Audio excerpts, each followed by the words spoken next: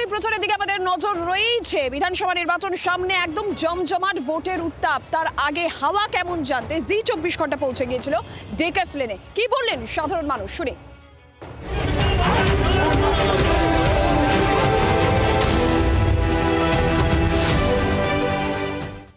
ভোটের হাওয়ায় তপ্ত রাজনীতি।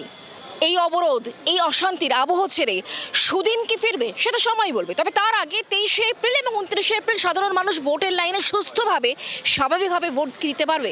সাধারণ মানুষ কি বলছে, হাওয়া ঠিক কেমন, মানুষ কি চাইছেন তা জানতে এই মুহূর্তে আমি শহর কলকাতার প্রাণকেন্দ্র ধর্মতলার ডেকার্স লেনে দাঁড়িয়ে রয়েছে। এখানকার মানুষজনের সঙ্গে কথা বলবো, জানার চেষ্টা করব যে হাওয়া ঠিক কেমন। আমি একটুখানি কথা বলি। স্যার, আপনার সাথে একটু কথা বলি। কেমন কেমন আছেন বলুন, কেমন আছেন? খুব ভালো আছি। আর কেমন থাকতে চান বলুন? খুব ভালো থাকতে চাই। এসআইআর এ নাম উঠেছে? নাম উঠেছে ভোটারদের? পরিবারের সবার নাম উঠেছে? বাদ গেছে কেন? কেন জানি না, কোনো কজ দেওয়া হয়নি? কস দেয়নি। আচ্ছা, দেয়নি, ঠিক আছে। জানি কোনো মনে মনে ক্ষোভ? কোনো ক্ষোভ নেই। এখানে বেশ কয়েকজন রয়েছেন, আমি একটু কথা বলবো। ম্যাম, কেমন আছেন? খুব ভালো। ভোটের হাওয়া কেমন বুঝছেন? যা চলুক চলছে চলুক, আমরা আমাদের মতো চলি। আমাদের তো আর কেউ, আমাদের সে খেটেই খেতে হবে। একদম খাঁটি কথা বলেছেন, খেটেই খেতে হবে। কিন্তু আপনি একজন মহিলা হিসাবে নিজেকে এ রাজ্যে কতটা সেফ ফিল করেন? দেখুন, আমার মেয়ে, হ্যাঁ, তো আমি তো অলওয়েজ চাইবো যে আমার মেয়ের একটা সেফটি অ্যান্ড সিকিউরিটি হোক ইন ফিউচার। বাচ্চাকে তো ছাড়তে পারি না একা একা। দেখা যাক কি হয়। যখন ভোটের লাইনে দাঁড়ান, তখন ভোট দেন, তখন কোন কোন বিষয় মাথায় রাখেন? মেয়েদের safety and security and education, specially education. মানে এডুকেশনটা এমন বাজে হয়ে গেছে, নিচে ধসে গেছে যে বলার নয়। চাকরি বাকরি তো নেই। কেমন আছেন? খুব ভালো আছি। কি চলছে? আপনি কি ভোটার? হ্যাঁ ভোট দেন? হ্যাঁ, এই ফার্স্ট ভোটার। ও, ফার্স্ট ভোটার, তাহলে তো অনেক বেশি গুরুত্বপূর্ণ।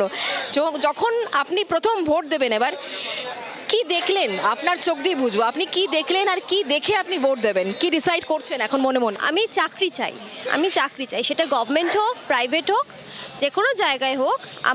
আমার জন্য এডুকেশন দরকার আর চাকরি দরকার। সেফটি, সেফ আর সিকিউর।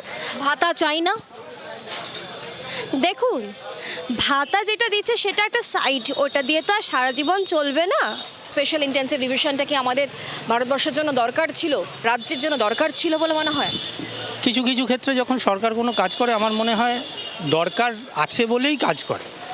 তবে ভারতের মতো দেশে একটা জিনিস কিছু কিছু ক্ষেত্রে হয় যে, ধরুন যতটা দরকার তার থেকে অনেক বেশি কাজ করা হয়।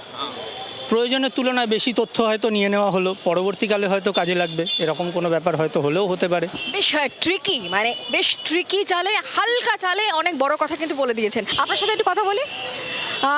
কেমন বুঝছেন ভোটের হাওয়া কেমন? দেখুন, ভোটের হাওয়া বলতে পশ্চিমবাংলায় টিএমসি দিদি চালাচ্ছে, এতদিন ধরে ঠিকই চালাচ্ছে। তবে এবারে মানুষ কি করবে সেটা মানুষই বুঝে ভোট দেবে। হাওয়া আগেই থাকবে, যেটা আছে সেটাই হবে।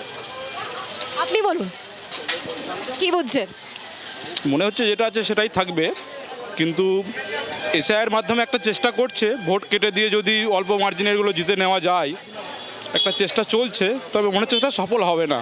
এই যে দুর্নীতির পাহাড়ে চড়ে বসে আছি, ভাতা দিয়ে লোকের মন জয় করার একটা যে ঘৃণ্য প্রচেষ্টা, যদিও এটা আমাদের সরকারি, মানে আমাদেরই ট্যাক্সের টাকা, আর গ্যাসের দাম বেড়ে গেছে বলে হই করে বেরিয়ে পড়লো। একটা গ্যাস বিক্রি করলে সরকার পায়, ওয়েস্ট বেঙ্গল গভর্নমেন্ট পায় 257 টাকা।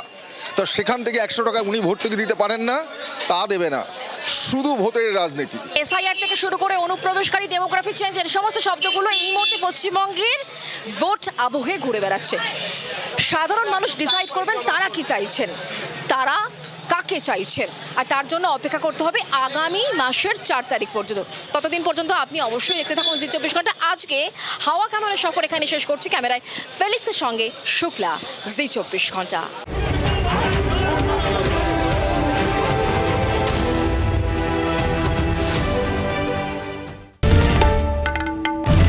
বাংলার আওয়াজ, বাঙালির আবেগ, জি24 ঘন্টা।